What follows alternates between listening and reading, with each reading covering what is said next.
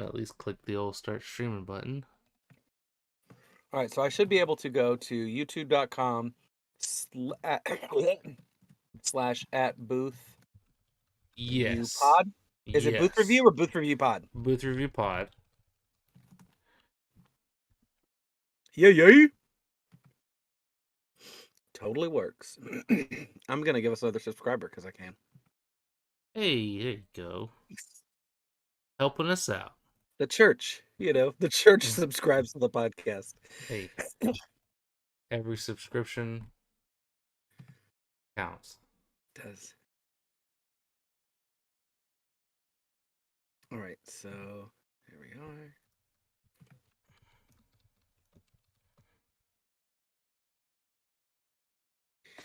All right, do I have everything I need? No.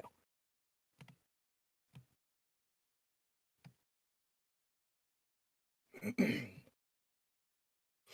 glad my camera looks better there because it looks like washed out on my phone.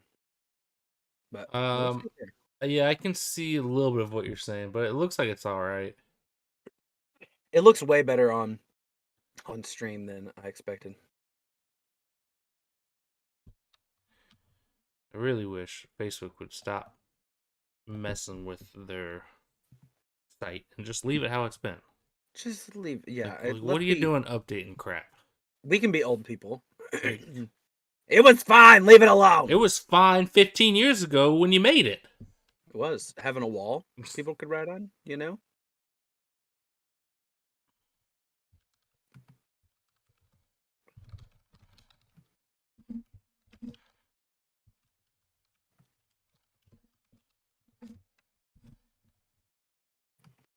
Oh,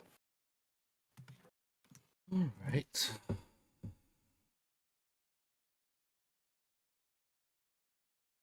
Like I hate having to like switch profiles to like post from our oh, page. yeah. That's weird. Like, I have to switch to where I'm acting as the page instead of just being able to post from the page because I'm the owner of the page. It's stupid. It's Yep. dumb. I hate it.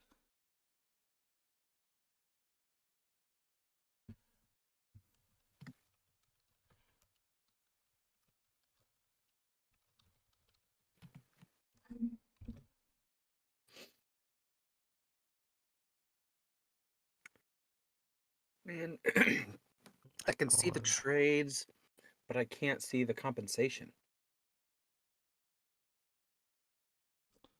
I'll find it. Don't Um, worry.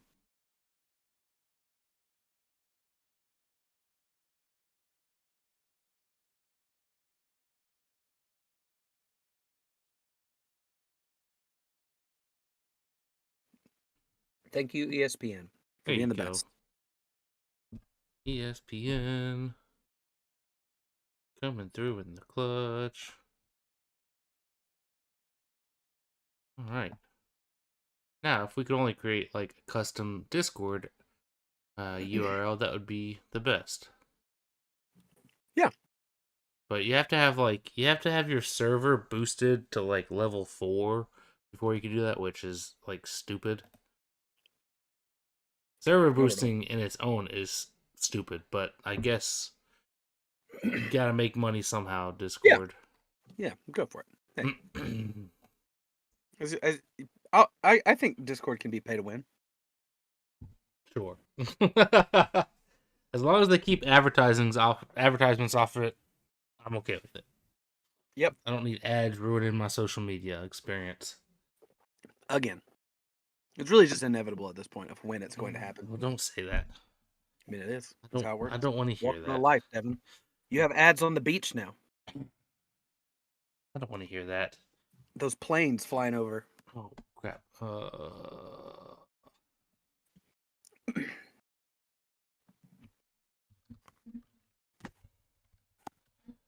One more. Sharing all the dang links. Are you tweeting it? I can. I While will. you're at it. I Might as will. well.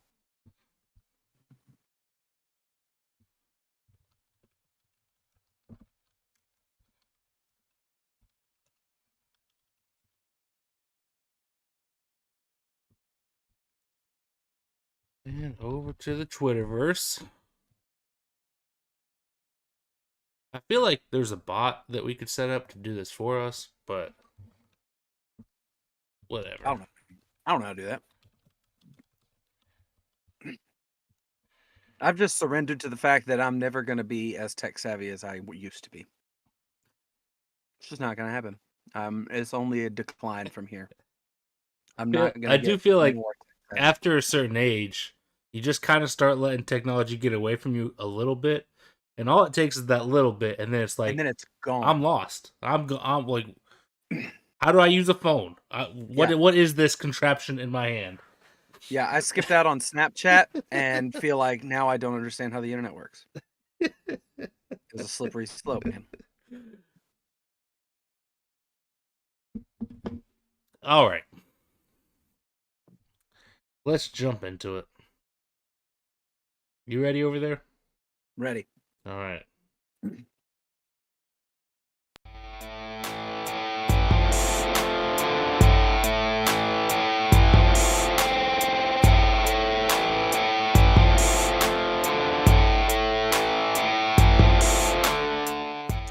What is going on, everybody? Welcome to another episode of Booth Review. As always, I'm your host, Devin Primrose, joined by my brother from another mother, Mr. Blake Ivy. What's going on, man?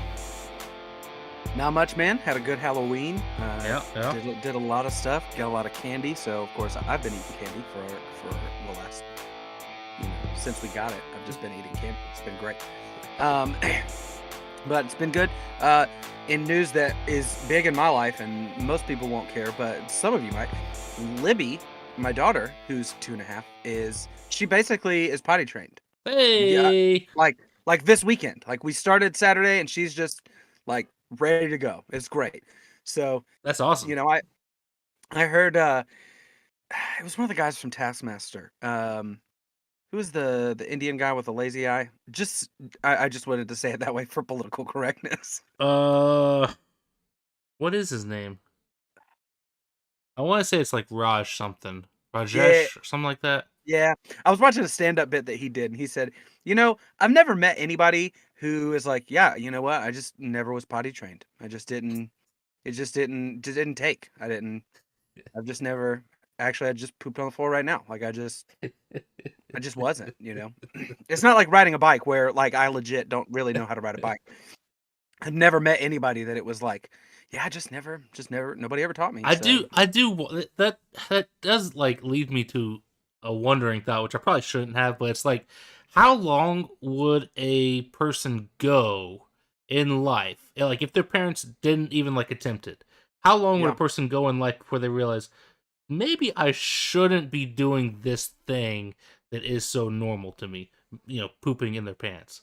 Right. I think I think at the latest possible it would be puberty. Like you'd be like, no, I got to stop this now. Yeah, like, this feels wrong. Right. I'm trying to.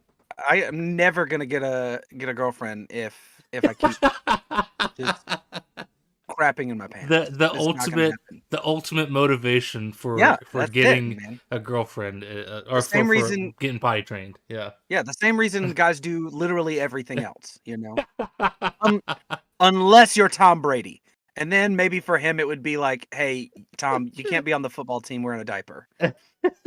Which at this point he's almost old enough that he's full cycle he might have to. He's like, probably doing Depends ads. Probably closer to that than the start of his NFL career. That's very true.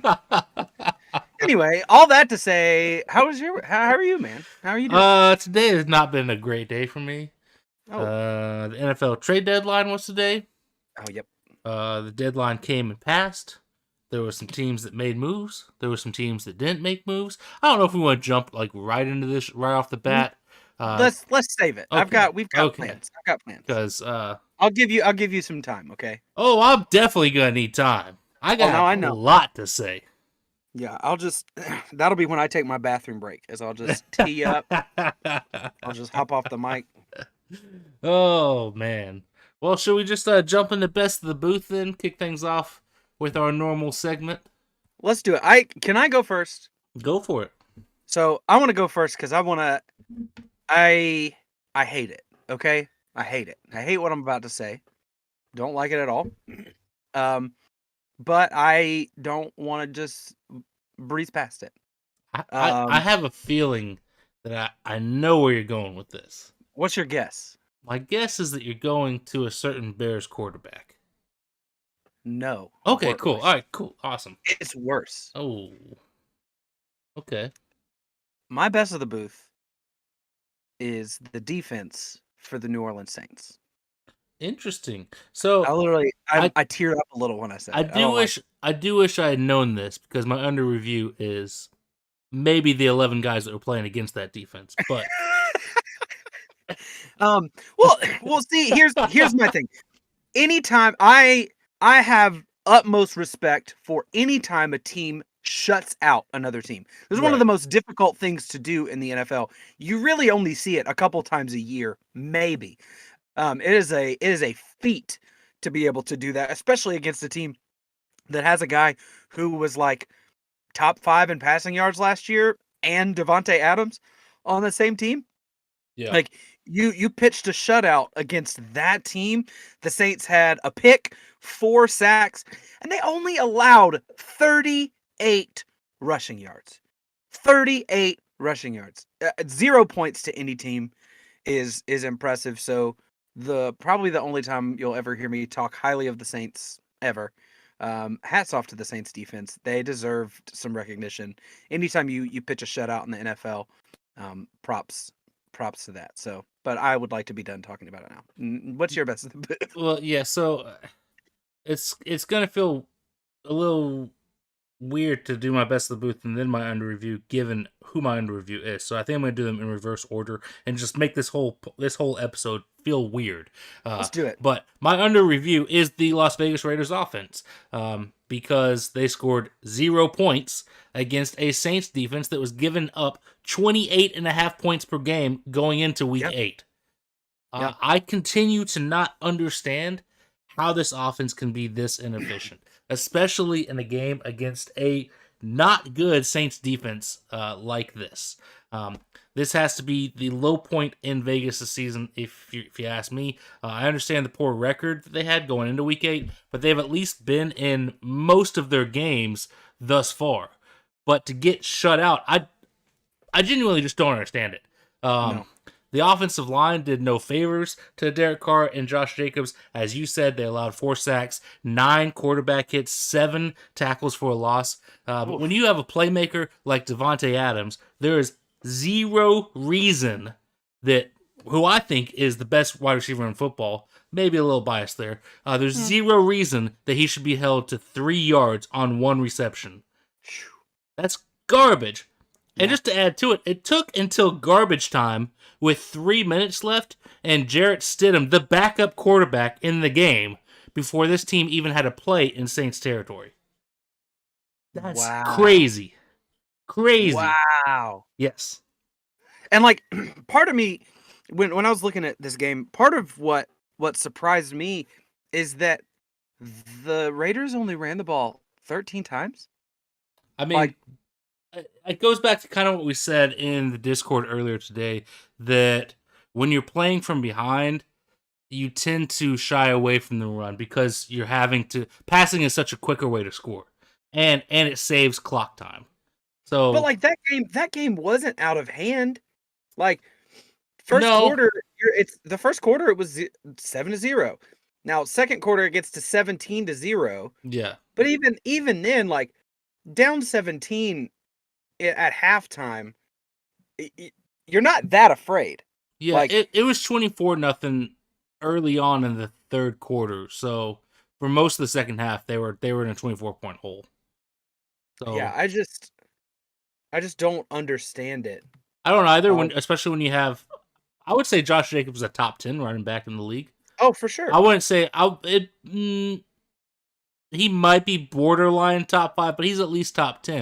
And when you have a top 10 running back, like, you should be using him a lot more. And they kind of had been for the previous, 7 weeks, but I don't know, man. I don't understand. I think a lot of it has to come down to coaching. I mean, I don't think any anybody we know. I mean, me and you certainly weren't, and I don't think any of the guests that we've had on the podcast or anybody in the Discord were super high on this Josh McDaniels hiring. We saw what he was his first time around as a head coach, and it wasn't good. And now he gets a second job or second chance out in Vegas, and it hasn't been good through half the season almost. And I don't want to attribute it all to him, but there is something to be said about coaching in the NFL. And when you have teams that have talent that constantly underperform, I think the one constant is the head coach. Go back to the head coach. I think that I don't know. I would take a long hard look at that if I'm in the Raiders front office in the offseason or potentially even before the offseason. I mean, especially for a team that a lot of people, not me, thought, I mean, they were a playoff team last year. Yeah. With maybe a worse roster? A worse roster and a underqualified interim head coach. Yeah. Who honestly should have gotten the job going into this year. Yes. Like, holy cow, yes. And so, especially when you have Josh McDaniels, who is a failed head coach already. Yep. Like, why is he even getting a second chance to begin with? So I don't know. It amazes me how many times coaches are given second chances in the NFL. I mean, you see it a lot in college football too, and I don't understand it. I mean, I guess that a coach can have. The only reason why I would say that coaches deserve a second chance is if you have a guy like a Mike McCarthy, who early on in his career in Green Bay had success, won a Super Bowl in Green Bay, and then it kind of fizzled out down the later years. Maybe you can get a little bit more of that, a little bit of revitalization to his career by giving him a second chance. But a guy especially for him that he was never really a failure as a head coach. Right. I think he had a winning record when he left Green Bay, right? Probably. And some of that is probably the talent that he had there, which is fair. But I mean, he's been I've knocked him during his time in Dallas, but he's been fine in Dallas. Like, he hasn't been bad. But someone like that, I can see getting a second chance. A guy like Andy Reid, who left the Philadelphia Eagles. Like, he gets another shot at being a head coach in Kansas City. It's obviously gone great for him in Kansas City. But someone like Josh McDaniels, who was awful in Denver when he was their head coach, why is that guy getting a second chance? Yeah. I think it's probably like we talked about. I don't know if it was last week or the week before, but we've talked about it. I guess it would have been last week because the week before I wasn't here. But there are some coordinators that are just so good at their side of the ball. Yeah. That when they get back in that position, other teams are like, we want that. And the only way to get you away is to hire you as a head coach. Right. Like, if somebody wants Dan Quinn's defense, what are you going to do? You can't hire him as the defensive coordinator. He's not leaving Dallas. Like, I mean, you can if you pay him more money. Yeah, but I don't know how much more money teams have budgeted. You don't hear a team like breaking the bank for a coordinator. Like, I don't even know how much coordinators make. But that's not even a blip on the radar. I mean, neither me or you are in NFL front offices, and probably for a good reason. Although I can make an argument that I deserve to be in one after today. But neither here nor there. Why aren't offensive coordinators and defensive coordinators paid more if they're worth it, like a Dan Quinn? I don't know. I mean, because obviously what he brings to defensive scheming, because he did it in Seattle and he's doing it in Dallas, is worth it. Why not pay him more? I mean, if it's, in my opinion, he's more important to that defense than Mike McCarthy is. So why not pay him? So the average salary for an NFL coordinator is around $1 million. What? Versus a head coach is... I don't know. I figured you had like all of it pulled up over there. No. $8 million. So wow. But like again, for reference, Kevin Stefanski, Cleveland Browns, $4 million. Right. So yeah, I think that, I don't know. It's weird to me that like they can be such a commodity, but okay, here we go. NBC Sports, given me the highest paid coaches. This is as of July. So you got Sean McVay, 15 to 18 million. Overpaid. Belichick is 12.5 million. Pete Carroll's 11 million. Fair. Kyle Shanahan is 9.5 million. I could John argue. Harbaugh, I could 9 argue million. overpaid also on that. Oh, you want to hear two rough ones? Frank Reich, 9 million. Matt Rule, 8.5 million. Yikes! Over Mike Tomlin and Andy Reid, both at 8 million. What are you doing paying Matt Rule that much to Sheesh. come from college? Sheesh. Wow. That's Wow. crazy. Yeah, anyway, to me it's weird because I honestly wonder if coordinators are more important than head coaches to some extent. I think they can be. So why would you not, especially when you're giving Russell Wilson $240 million? Yeah. Hire a real head coach. Like, invest a little bit of that money in a real head coach instead of I mean, Nathaniel again, Hackett, again, I will say it until I'm proven wrong, but I think that Denver just expected everything to go right and go their way when Nathaniel Hackett was hired, meaning Aaron Rodgers comes with him. But things didn't happen that way. And even if Rodgers did go with him, who's to say that he'd be any more successful? Like, either one of them. Yeah, I don't know. Anyways, I'll jump over to my best of the booth now and just continue this crazy mess of an episode that we have. But my best of the booth has to go to Christian McCaffrey. An absolute force of nature out there for San Francisco. He had 18 carries for 94 yards and a touchdown. He had 8 receptions, 55 yards and a touchdown. And he had a pass attempt for 34 yards and a touchdown. This is the CMC that we all anxiously awaited seeing this season after coming back from injury. This is the CMC we all hope to see in a Shanahan offense out in San Francisco. He did it all on Sunday for the 49ers. He's the first player since the great LaDainian Tomlinson in 2005 to record a rush touchdown, a receiving touchdown, and a passing touchdown all in the same game. A one-man wrecking crew against a broken and battered Rams defense. Have a day, Christian McCaffrey. I like that, a battered Rams defense. That's good. Well done. Well done on that one. I'm good every now and again. Look at you.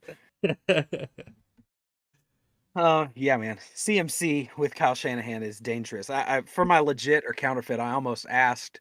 I was gonna ask it, with Deebo Samuel healthy. Yeah. Is this the best offense in the NFL? But then I was like, neither one of us are gonna say counterfeit. That's just like, I think everybody in their right mind would be like, yeah, this is the one problem is they have Jimmy Garoppolo as their quarterback, and is that really a problem? Like, he's still solid. I think it's more of a liability, but not necessarily a problem. Right. Yeah. Especially because he has chemistry with those guys. Like he knows you can trust him to get the ball to those guys in the way you've designed the plays. Exactly. Of course, he's gonna make mistakes because he's Jimmy Garoppolo, but it's kind of like you've learned to live with it at this point. Yeah, for sure. Who you got under review? Under review for me in what was the most interesting game going into this week for all intents and purposes was New York Giants, Seattle Seahawks. We all kind of wanted to see, okay, both of you guys are doing way better than we expected you to. Everybody in the whole world expected you to.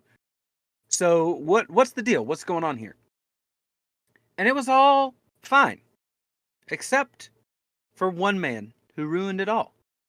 The one man who ruined it all, who most people have never heard the man's name before. Most people didn't even know who this guy was. I didn't know who this was. Richie James. You're like, Blake, why is this Richie James's fault? Why are you bringing him in here? What has he done? What has Richie James done? I'll tell you what Richie James did. He fumbled a punt. Not just once, 2 times. This man fumbled a punt. Both teams had similar games. Both of them had lackluster rushing performances. Surprising for these two teams. They both had terrible third down percentages. Geno Smith, naturally, had a great game. But they didn't have the ball. They didn't have to move the ball much for 2 whole drives because Richie James fumbled it and handed it to them right there in plus territory. So it's just like these two teams were pretty evenly matched, but it's hard to be like, we don't really know what they are still because it was all tainted by a guy who can't catch a punt. And listen, never in my entire life have I attempted to catch an NFL punt. I'm not saying that I could do any better than Richie James. As a matter of fact, I promise you I would do worse. I promise. Absolutely promise I would do worse.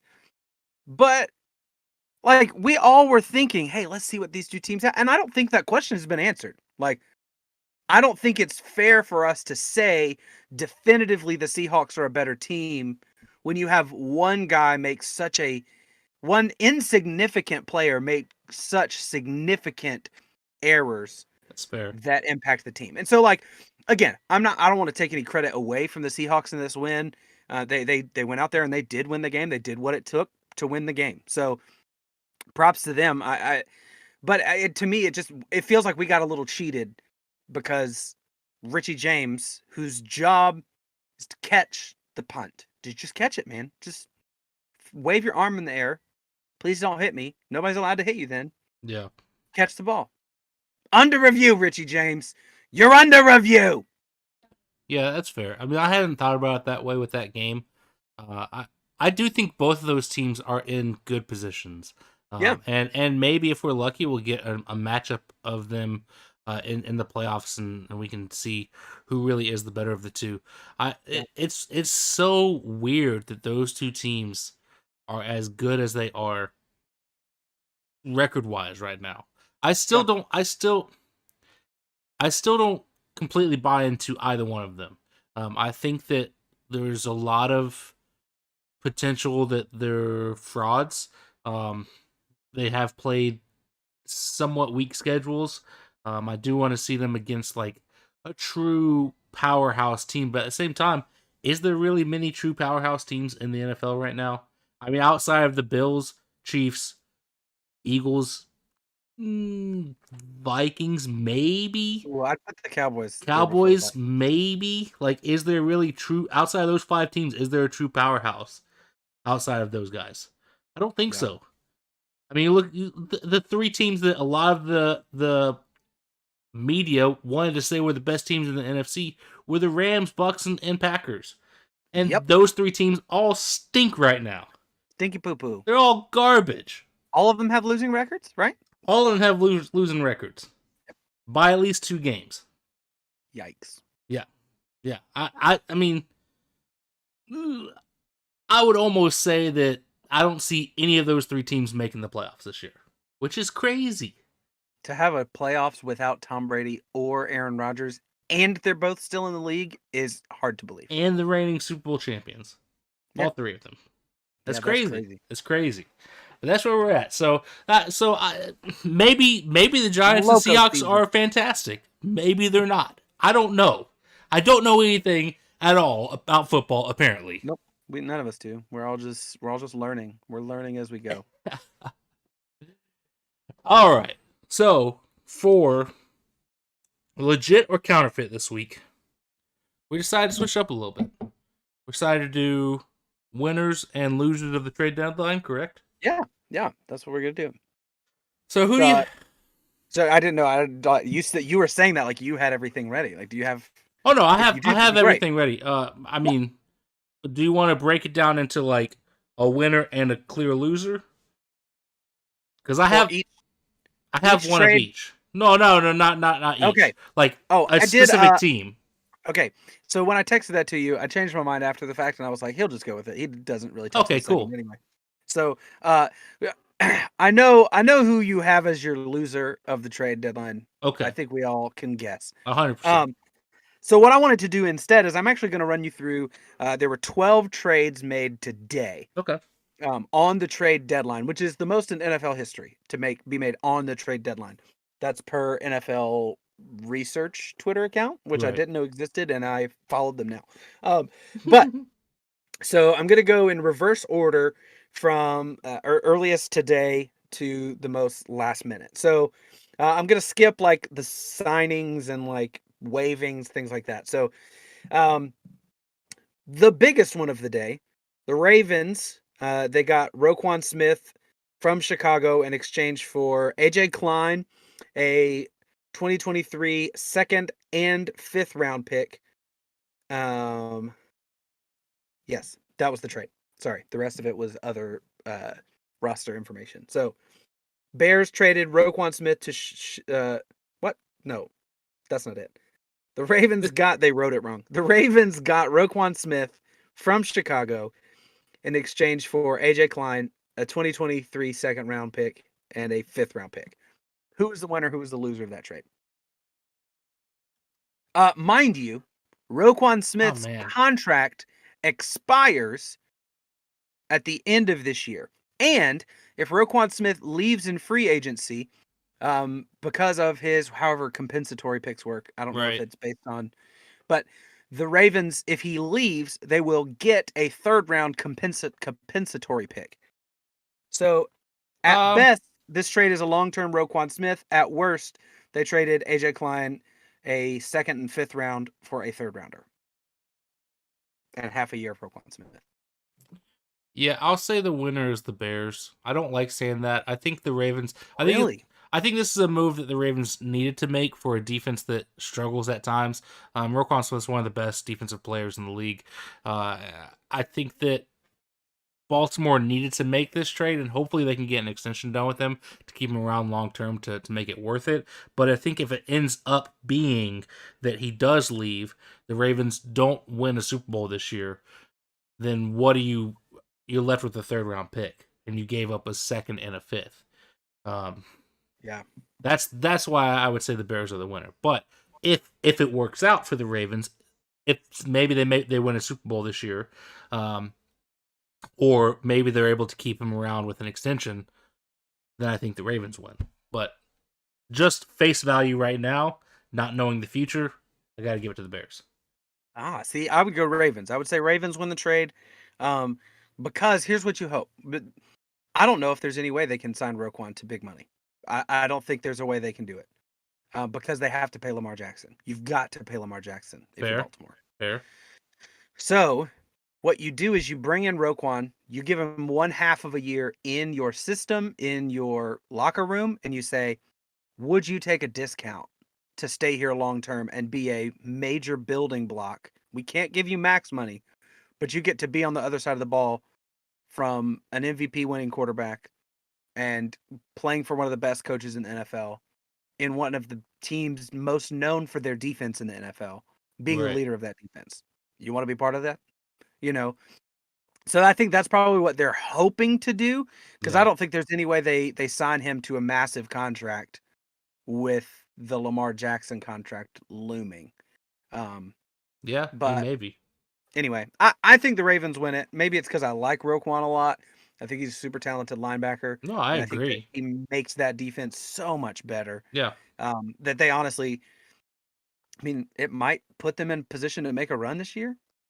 Yeah, it's still tough though. I mean, the AFC is so freaking loaded, man.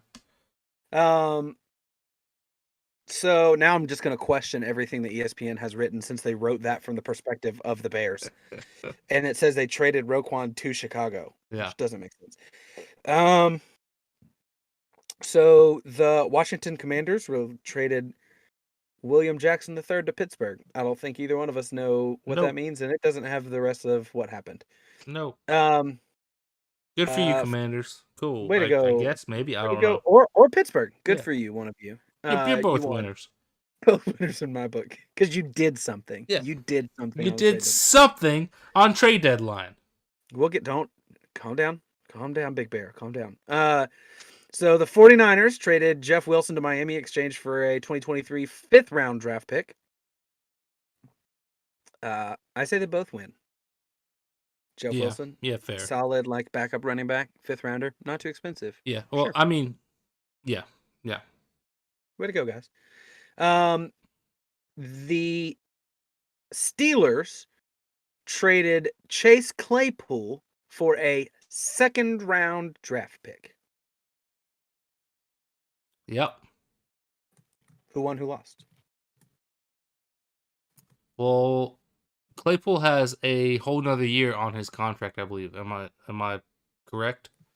I do believe that is correct. Yes. Yeah. So you're getting a year and a half of Chase Claypool minimum on the cheap because he's on his rookie contract. Yep. And you gave up a second round pick. First off, I don't know what are the Bears doing making this. Like, what are you doing? If you're gonna make trades like this to help out your offense, what are you doing releasing your two best defensive players in Robert Quinn and Mm-hmm. Roquan Smith? I don't understand what's happening in the Bears front office Yeah, I have no to idea. do that. So just off that alone, I'm gonna say the Steelers won this. Also, Yeah. I think a lot of people weren't expecting a second round pick for Chase Claypool, which is mind blowing to me because I think he's worth it. But yeah, Just, I'll go just, Steelers. just to frame all of this, because there's a couple other. I know there's at least one other wide receiver trade that happened today. Um, Amari Cooper only brought in a 5th round draft pick. Yep. Yep. So Amari Cooper cost a 5th rounder. Oh, Chase trust me, Blake. I'm well aware of the cost of recent wide receiver trades. Okay. I'm gonna say that the Steelers won this one. I think that the Steelers are pretty stacked at wide receiver. They've got Deontay Johnson. They have um Dagon George Pickens. Yeah. You've got Pat Fryermuth at tight end. That's a solid. And you've got Najee Harris, who is a receiving threat himself. So I think for the money that Claypool might command and his lack of production for his Yeah. his rookie year, I think he got a lot of attention, and then he was solid his rookie year. I mean, he had a great year, and he's huge, like big dude. But he hasn't been as great since. No, and so for a second rounder, I do feel like that's kind of I feel like yes, I would take a second rounder for Chase Claypool. Yeah. So yeah, so I'm gonna go Steelers. Won that one. Yeah, I think the Steelers absolutely did. They didn't need him necessarily anymore. Sure, it'd be nice to keep him around, but if you're getting somebody to give you a second round pick, why would you not take that? Yeah. Next big signing, you had the Vikings traded a 2023 second and 2024 third round pick for TJ Hawkinson, a 4th round pick, and a 24 conditional 4th round pick. So again, to recap, they sent TJ Hawkinson a 4th and another 4th. Yeah. For a 2nd and 3rd round pick. Yes. Bottom line. Yeah. Who wins that trade? I think the Vikings probably do. The Vikings are in a really good position as one of the better teams in the NFC to make a run at a Super Bowl. I believe Irv Smith is out for a decent amount of time, so they needed a tight end to be brought in. Yes, they did. They did put Irv Smith Jr. on IR. Yeah, and TJ Hawkinson is one of the again, just like Josh Jacobs, he's at least top 10 tight end. You could probably make an argument that he might be borderline top 5. Just because there's not a ton of great tight end talent outside of Kelsey, Kittle, Andrews. You could maybe put an argument that Pitts is there as well. But usage, right. And Hawkinson enters an offense that is elite level offense. I mean, you got Justin Jefferson, Adam Thielen, Dalvin Cook, Kirk Cousins. Like, this is a good offense. This should be a scary offense with another receiving threat like TJ Hawkinson. So I think I'm going to go Vikings. I don't think they super overpaid for him. They got, a couple of 4ths back with him. So, yeah, I think I'd go Vikings. Yeah, I think I'm kind of leaning that way too. I mean, I don't know what the Lions are doing. Like, your offense is the strength of your team. I don't know that a second and 3rd round pick in different drafts I agree. You a better team. I think they're planning on building for the future, knowing that they're not contenders this year. Probably viewing that they're not going to be contenders next year either, although I don't see why they couldn't be if they make just a couple of defensive moves. But we'll see. I don't know. I don't think it's necessarily a dumb move for Detroit. I don't think it's a great move either, but I want to say Hawk was on his last year of his rookie contract. Maybe he's got one more year. He does have one more year left. Yeah. Okay, so either way, like you're getting close to where you're gonna have to pay to keep him around, and maybe they don't feel like they're that close to being a contending team yet. I don't know.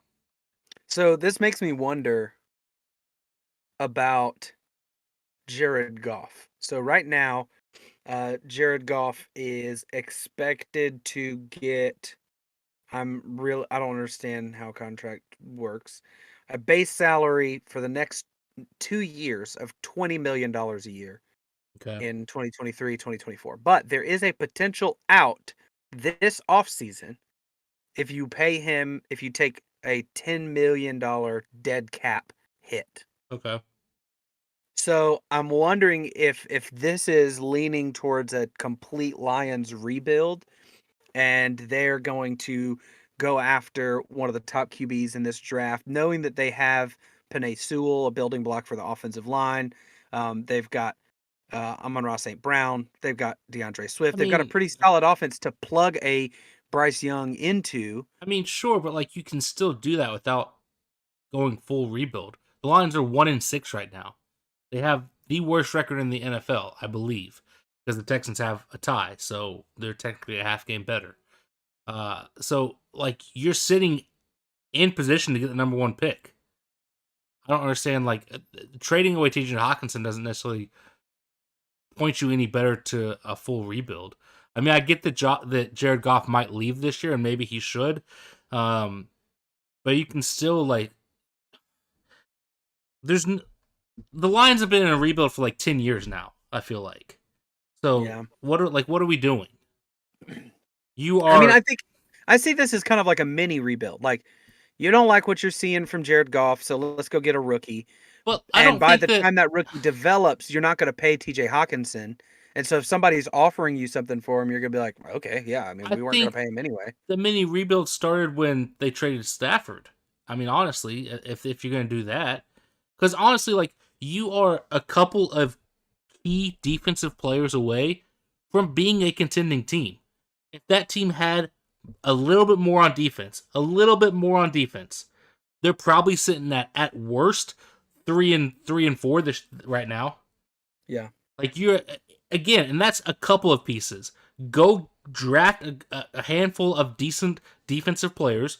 Go pay for good defensive players in free agency. Bring them in to pair them with one of the best scoring offenses in the league. Like, you're not far away. You could be contending next year if you make the right moves in the offseason. But it's the Lions, and they probably won't.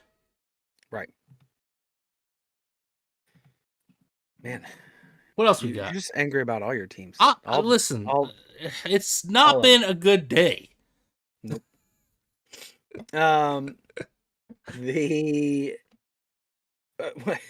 What's weird is they have trades listed for Miami and Denver, but not the Bradley Chubb trade.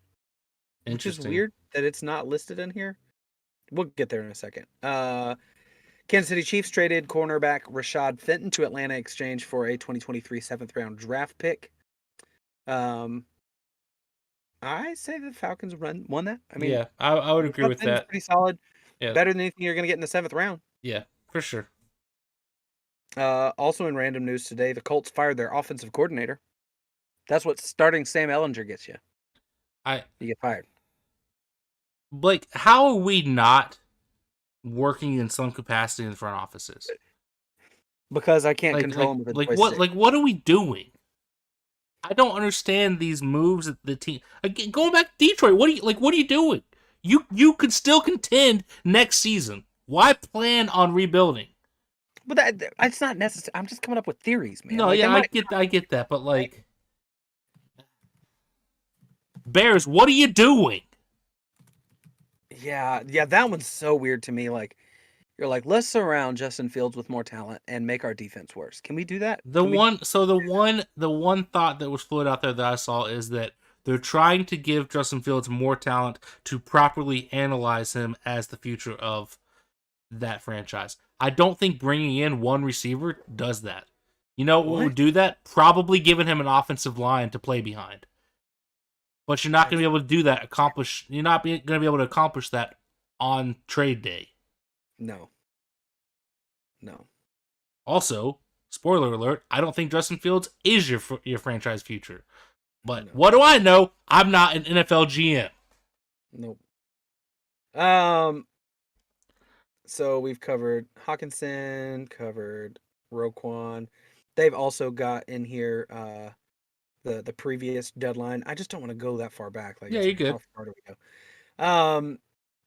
The Chubb one's really like the only other super big one, I feel like. Whoa. There's also the Calvin Ridley one. I mean, yeah. Well, okay, so since you bring that up, who won that one? Atlanta or Jacksonville? Okay, so here's the details. Here's what's crazy about the details are incredibly crazy. I love it though. It's like Terry Fontenot like dunked on them. It's great. So, Jacksonville Jaguars acquired Calvin Ridley from the Atlanta Falcons. Do you want to know the funniest thing about this? Calvin Ridley, what's he suspended for? Gambling. Do you know what game he bet on? I don't. He bet on the Falcons to beat the Jaguars. Oh. So now bet one now. Jaguars. Hilarious. So they sent what's guaranteed is it is at least a 5th round pick. But okay, let me see if I can remember the way the verbiage is worded. If he is not suspended next season and he's able to play all of next season, it's a 3rd rounder. That was a 4th. Maybe it's a 4th, and then if he hits like a certain snap count, it's a 3rd. And then if they sign him if they sign an extension, because next year is the last year of his contract. If they sign him to an extension, it becomes a 2nd round pick. Which again, to me, is like, so you're telling me what the Falcons got is at worst the same thing that the Cowboys got for Amari Cooper. Give me Amari Cooper over Calvin Ridley so far. At best, whatever the Bears decided to give up for Chase Claypool. Yeah. Which 2nd round draft pick, we can find another solid receiver in the 2nd round. Absolutely. Yeah. So, yeah, I think that the Falcons won that one. Yeah, the Falcons absolutely won it. But at the same time, if everything goes right for Jacksonville and Calvin Ridley comes back, he looks like he looked when he first, came to Atlanta, and he gets that extension, I think both parties are happy. I think Jacksonville is fine giving up a 2nd rounder for that guy if he is able to be that guy again. Yeah, and be your number 2 behind Christian Kirk. Exactly. That's what Calvin Ridley Ridley shined when he was able to be the number 2 receiver behind Julio. Yeah. So like when it came time for him to be the number 1, he struggled. But as long as he was the number 2, he did fine. So yeah, I say Falcons win it, but yeah, I'm with you. I think that Jacksonville could be, if Calvin plays really well and does get that extension, they'll probably feel good about it. Yeah, absolutely. Last one in this entire maybe entirely too long segment on the trade deadline. You had Miami Dolphins acquired linebacker Bradley Chubb for a 2025 5th round pick from the Broncos. Sorry, and a 2025 5th round pick. Yeah. For a 2023 1st rounder, a 2024 4th rounder, and Chase Edmonds. Yeah. So yeah, I think I would go with Miami winning that. The 1st rounder, it's a 1st round pick, right? Is that right, or was it 2nd round? Yeah, 1st rounder. 1st and 4th. Yeah, the 1st rounder hurts, but I believe Miami also had an extra 1st to give away, from a couple of trades. Maybe not. I could be mistaken on that, but either way, when you brought the idea of this, I set aside I picked a clear-cut team winner for the trade deadline and a clear-cut team loser for the trade deadline. And the Miami Dolphins were my winner of the trade deadline. Mainly because they got Jeff Wilson from San Francisco to replace Chase Edmonds, send him over in that trade with Denver, and they got Bradley Chubb from Denver. They're going all in on contending for a championship instead of sitting by and hoping that things just go right for them. Yeah, I will say that the scary thing, they must have it planned to give Bradley Chubb an extension because he is a free agent next year. Yeah, so, I don't think you give up a first rounder if you're not willing to at least have some very serious talks about big money for that guy. Yeah, and I think a lot of times, I don't know how, but like teams get that done quickly, so I wonder if they're able to talk to the agent beforehand and be like, hey, this is what we're thinking about an extension. You know, if we make this trade, would you sign an extension kind of deal? Probably. I didn't necessarily have a winner because I just kind of wanted to go through all of them. But I mean, I'm inclined to agree with you that I like the Ravens Roquan trade a lot. Yeah. I think both of those, they gave up a good bit.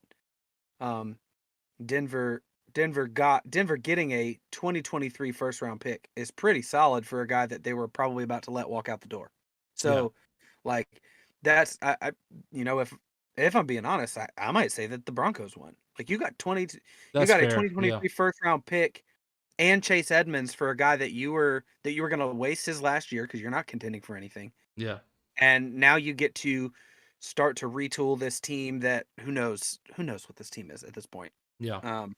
But you got to build it through the draft because with the money you got tied up in Russell Wilson, you ain't building it through free agency. So, they probably weren't able to sign Bradley Chubb. So to get a first rounder is pretty good.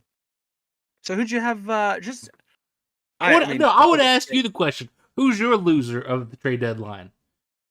Man, I don't. Because I feel like my take might be biased. Maybe it's not. Who's the loser, Blake? I don't know, man. There's a clear-cut loser. So, I know what you're going to say. I didn't put you talk for a minute. I'll figure out my loser, and if I agree with you, just have at it. There is there's no conversation to be had. The Packers are 1,000. They're 1,000% losers of the trade deadline. You know why? Because they're a losing front office, garbage dumpster fire that shouldn't be controlling an NFL team. I don't know how you continue to just waste the last years of a Hall of Fame quarterback in Aaron Rodgers. If you weren't going to pair him with some weapons, why keep him around? Why not trade him for whatever massive package the Denver Broncos were willing to give you for him? Why not? Like, what are you doing? Because you could have drafted a wide receiver in the first round. Didn't do that. You instead got Christian Watson in the second rounder. Oh, guess what? Guess what you could have given up? A second round pick for Chase Claypool today. But you decided not to do that. Instead, you get to watch him in a Bears uniform for the next year and a half. Great. Have a fantastic fun time with that. I don't understand it. Like, what are we doing?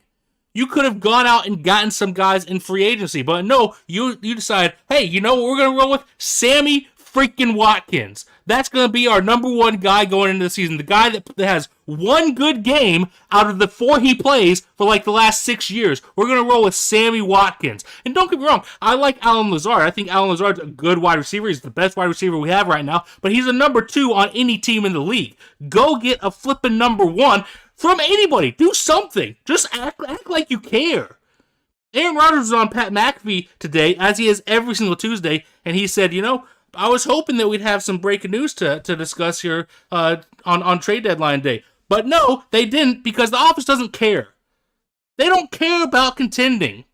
And I hate this mindset. I saw somebody tweet earlier that this is what you get with the Packers. They're a draft and develop team. You know what draft and develop gets you?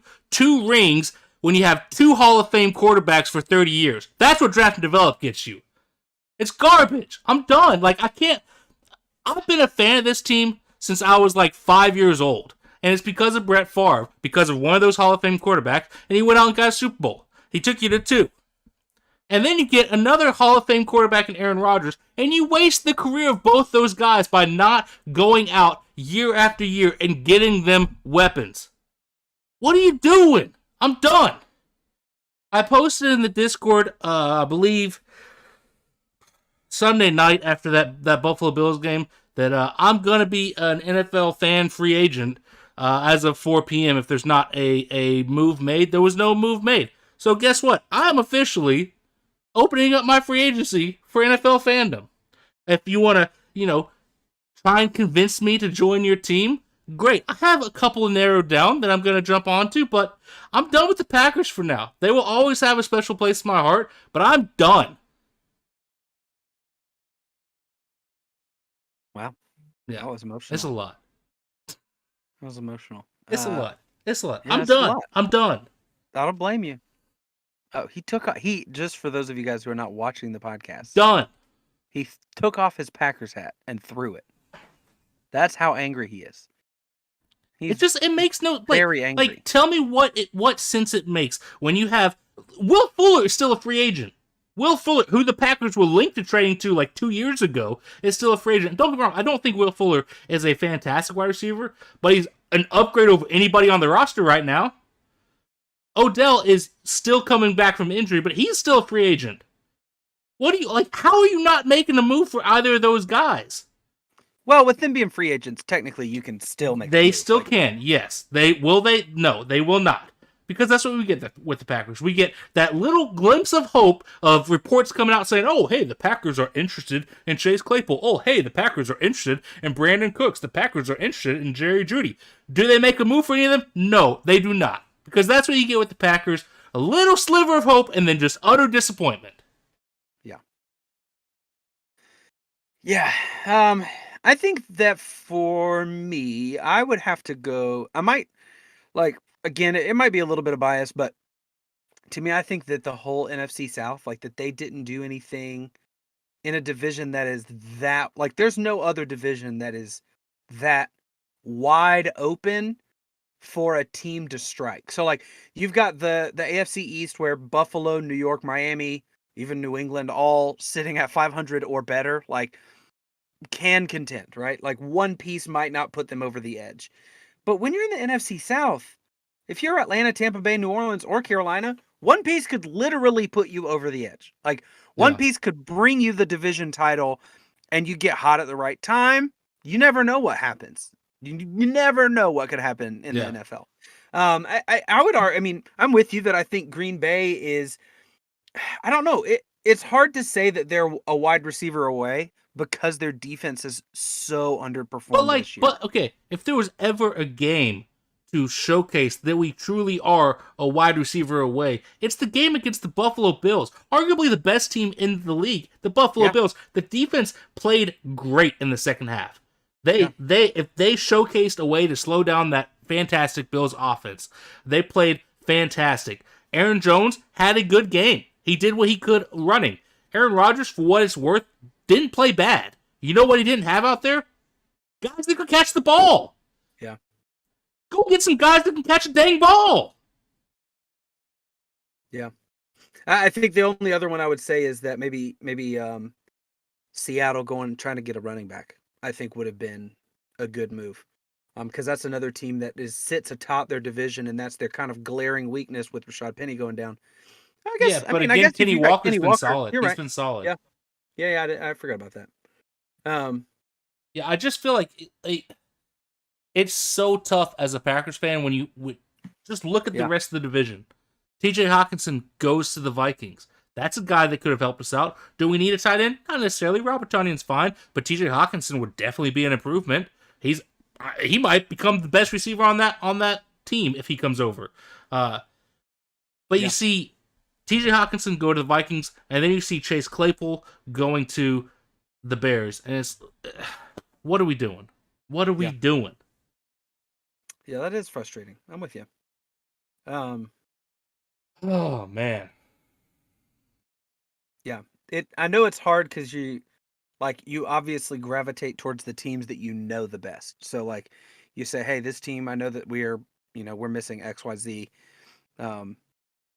So because of that, like I'm with you that I know, and I think most people know that the Packers just have nothing at wide But receiver. like that's the other thing is we've been this way for like 8 months now, almost 7 months now since we made that Devontae move. When we decided to trade for Devontae, everybody questioned the wide receivers. And we all said, okay, well, Green Bay will figure it out. They'll surely they'll make a move for someone. Surely they'll grab one of these top wide receivers in the draft. And no, they didn't. When all those wide receivers started coming off the board in the draft, what they do? They just sat by and drafted defensive players because that's what they do. They just stockpile defensive players and then they don't end up paying them and they leave. That's how we get by. And then they decided to get a wide receiver, probably one of the last remaining good wide receivers in Christian Watson in the second round. And there was all kinds of guys that could have gone after in free agency. There was all kinds of guys that could have gone after making a trade for, and they decided to do none of that. And they decided to roll with Sammy Watkins, Randall Cobb, Alan Lazard, Christian Watson, and a handful of other guys. Garbage. Garbage. I'm done ranting about it. I can't rant anymore. I literally, just for reference on my little notes over here, I put loser, Green Bay Packers, and then in bold, I wrote out rant about this BS front office. Because that's how I feel. Yeah. So my listen, obviously, would love for you to be a Falcons fan. I do think it makes the podcast a little boring if you just jump over to the Falcons. We become very one dimensional. I probably would prefer you be an AFC team. Just pick an AFC team would be good. And really that narrows down the list that I was going to give you.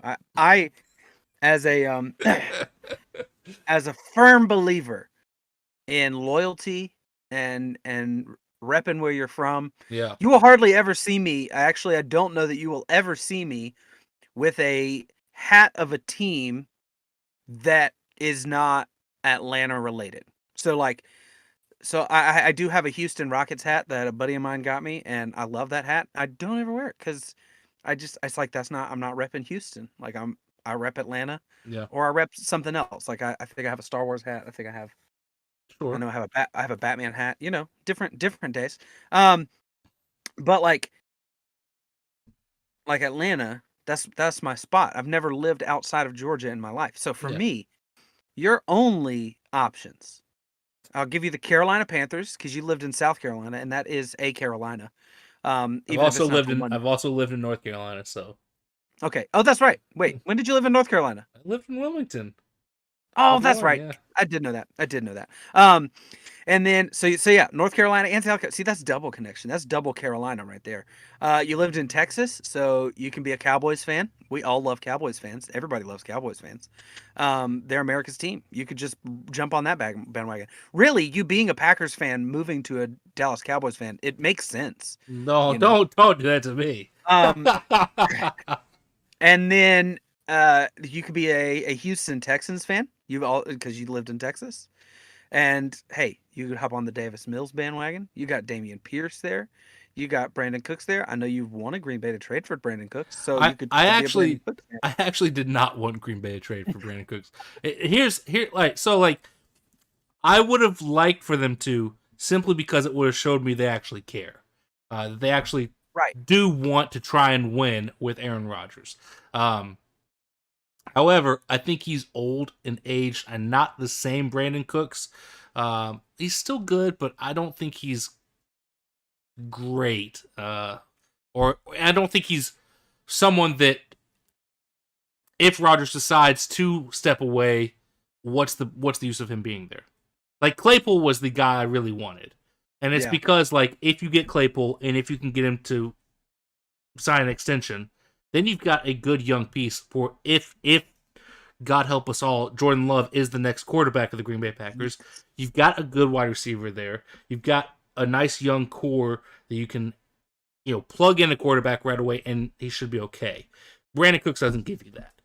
Yeah. So I didn't, between Jerry Jeudy, Chase Claypool, and Brandon Cooks, whose names were all floated out there as potential trade pieces, Brandon Cooks was the least of my desires. Oh, of course. Yeah. Right. Out of those three guys, for sure. Yeah. But listen, man, I'm just trying to help you when it comes to finding your new team. I don't blame you. That's a lot of hurt. I like Atlanta. I I know you do. I would welcome you as a Falcons fan. I I will buy you Falcons stuff for every holiday. have it I'll buy. narrowed. I have it narrowed down to like 3 teams that I'm feeling good about. I know Buffalo's one, Oh, right? Buffalo's 100% one. But like that feels very But bandwagon it anyway. does, and that's what sucks about it because like it does feel that way. But they've also had my heart for like a good few years. They like I liked Buffalo when Fitzpatrick was there. So Yeah, but that's eh, again like everybody likes Fitzpatrick. Like it's hard to dislike sure, him. but like I'm just saying I've liked Buffalo for a while, and that's where I'm leaning. But the Lions I are mean, also a contender. oof, Although if I want my heart you're broken, I setting should up just stick with the Fitzpatrick. Packers. Yeah. Um, yeah, I think that you jumping to Buffalo makes a whole lot of sense because like you're a Packers fan because you're a bandwagon fan, so that makes sense anyway. To jump from the Packers bandwagon, being that the furthest north you've ever lived was Wilmington, North Carolina, um, and and so like that's the closest to I don't know Texas. Wherever you lived in Texas might be closer to Green Bay. Not a geography podcast, but To be fair, unless you live in the city in which that team occupies, or okay, even the state in which that team occupies, every fan's a bandwagon fan to start. not I said that about Patriots fans for forever. But after like 10 years, do they graduate from bandwagon to actual fan? well. I mean, I think there's a clear cut like. I think most people, and this is a whole different rant. This we have veered off the we are off the rails this podcast. General fandom into it. Now, most of the time you are a fan, and again, I said most of the time, so it's not Yeah. everybody.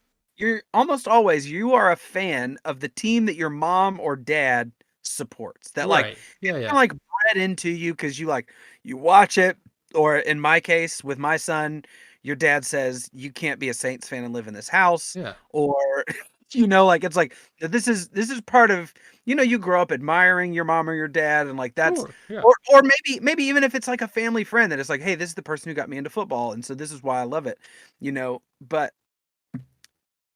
so that's like to me that's where like genuine fandom comes in is when it's that kind of like direct line of like Yeah. I'm a fan because of this person, not like in my life, not necessarily this person that played for the team, right? Right. And then, if LeBron leaves, are you still a Cleveland fan or whatever? Um, so anyway, I think if you're a fan of the state where your team resides, or if heaven forbid you live in the state of Alabama or the state of Mississippi Yeah. or Idaho or Nebraska, and you just kind of like pick the closest. Um, like I know when I've been to Alaska and they're big Seahawks fans, like most everybody there, because it's the closest. It's Yeah. like this is the closest we got. Yeah. So I think geography determines a lot of people's fanhood, and I think when it's geography based, you can't claim that they're a bandwagon fan.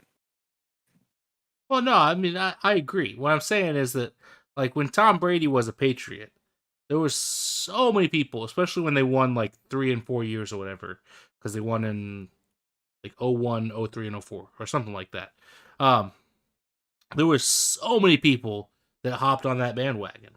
And Yeah, they stayed with it the entire time Tom Brady was there. And I would bet that some of them are still fans of that team because of that. right. Because you were with it for 20 years. So that's what I'm saying. Like, when do you transition? Because there's plenty of people that jumped on the bandwagon of liking them when they were great and then just stuck with it. That's what happened with me with the Packers. I saw Yeah, Brett Favre and Reggie White, and I was like, done. I'm sold. Like, I'm a Packers fan. It's gonna be what it is. And then I just never stopped being a Packers fan, which it helped having 30 years of great quarterback play. yeah. That's But really you haven't really had to suffer. I yeah, mean, no, I'm you well aware that I'm a spoiled fan. I'm well now aware of that. and now it's all like come to roost. Like you Oh, have it to deal is with the fact that Brett Favre 100%. is a white collar criminal and Yes. Aaron Rodgers is like the weirdest, Yes. like just human Yeah. and just doesn't care who he offends and Yeah. it's just like super selfish and arrogant, and like you just have to Well, be like, "That's my quarterback." I don't think he's selfish and arrogant. I think he can come off that way. I don't think he genuinely is. I think that he just kind of comes off that way, which that's on him. I will say that. But everything that he has said about the organization, I can't blame him on at this point. But see, now you wonder, was Green Bay right for being like, we know Brett Favre. I don't want to listen to that guy. He's kind of sleazy. And like now they're like, Maybe. we don't want to listen to Aaron Rodgers. This guy's kind of sleazy. Like I don't know. But like it I don't hasn't really- worked out. Again, as I said, you know what draft and develop gets you? 2 rings between 2 Hall of Fame quarterbacks over 30 years. Yeah, That's awful. You just become a farm team for the big spenders. Exactly. That's awful. And I think there is good things about being a draft and develop team, but you can't rely solely on that. Go get some guys. Yeah. Go spend some money. Yeah. You look at a lot of the guys on our defensive side, those aren't guys we drafted and developed. Adrian Amos isn't the guy we drafted and developed. We went and paid for him. Preston Smith isn't the guy we drafted and developed. We went and paid for him. Devondre Campbell, Rasul Douglas. Those are the guys we went and picked up. Now, we didn't pay a lot for those guys, but we went and picked them up off other teams, and we paid them. Yeah.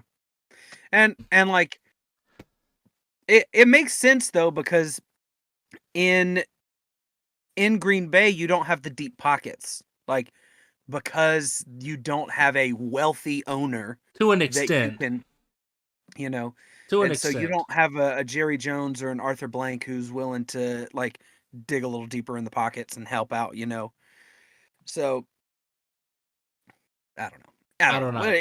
We've spent way too much on this. I'm done. I don't blame you. I want to move on. I just want to focus on the rest of the season, get through this season, not having to worry about the Packers winning or losing. Just it is what it is, I'm a new man. I'm a new man. I'm a new fan. I'm done. So new man, new fan. Jump over to week 9 and let's get picky with it, man. No, get picky with it. No, get picky with it. No, get picky with it. Meow. Starting us off Thursday night, Amazon it's weird Prime. Looking over at you and you don't have a Packers hat on. It's weird. It's weird not having a hat in general on. I don't like it. I didn't know your hair was that long. I try and live my life with the hat on for at least every waking moment of my life. Starting us off. I like to think that you shower with a shower cap on just so that you don't have to never, ever not have a hat on. Showers and sleep. Those are the only times I don't. For the most part. Starting us off Thursday night, we get another primetime stinker, just like we've had banger all season. We get the Philadelphia Eagles 7-0 flying down to Houston, take on the 5-1 Houston Texans. The Philadelphia Eagles are 14-point favorites in this game. 2 touchdown favorites. I think that's probably spot on. I'd be surprised if the Texans muster up 10 points. The Eagles are winning this game easily. There's nothing else to say. Who you got, man? Okay, listen.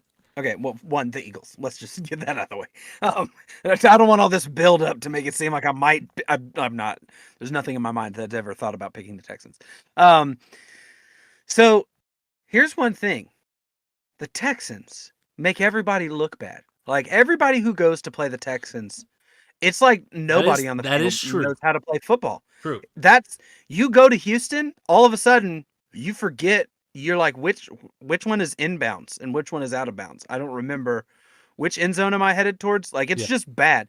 So I hope that that's not what we get, because you and Peter talked about the week that I was gone. You talked about how bad the Thursday night games have been and how bad they're going to be. The difference, though, is that what makes the Thursday night games that have been bad is that they've been 2 bad teams. Like when we had to watch the Colts Broncos, like you're watching 2 bad teams. At least with Eagles Texans, you get to see a good team. Yeah, that's fair. We get to watch the Eagles play football, which should be a treat for everybody, right? I mean, the Eagles should be in primetime a lot more, but the NFL has terrible flexing policies. Yes. Yeah. And so like or I don't remember what it was a couple weeks ago when it was Miami that it was like Miami, you still get to watch Miami play. Like that's still Right. a treat. Like that's still like, okay, this is going to be worth my time because I get to watch this team play football.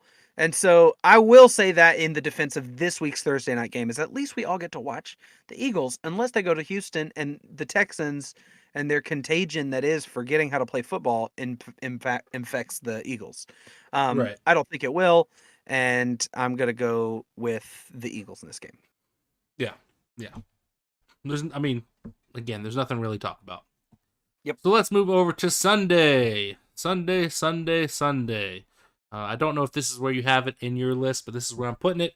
We're starting things off with the 3-5 Green Bay Packers, losers of the trade deadline, facing the 1-6 Detroit Lions without TJ Hawkinson, shipping him over to the Minnesota Vikings. Green Bay are 3.5-point favorites. Why? I don't know. I guess because it's the Lions, and the Lions have a terrible defense. But I'm spicing things up this week. If I'm not going to be a fan, why pick the Packers? I'm going with the Lions. I've got the Lions over the Packers. Who you got, man? Yeah, I don't think it's that spicy of a pick. I think that I don't think it is either. They're at home, and there's nothing about this Packers team that tells me that they are significantly better than the Lions. Nope.